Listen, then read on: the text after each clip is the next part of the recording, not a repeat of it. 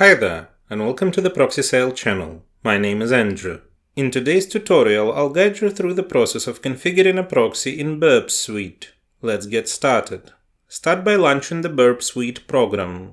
Upon logging in, if you are using the software for the first time, a window will prompt you to enter a license key and set up a proxy. Click on Configure Proxy Settings. In the opened window, find the host field. Input the proxy's IP address in it. Similarly, in the port field, provide the proxy's port number. If you are using a personal proxy, activate the Authenticated option. This will reveal fields for entering your proxy's username and password. Input the credentials and then click on Save and Continue.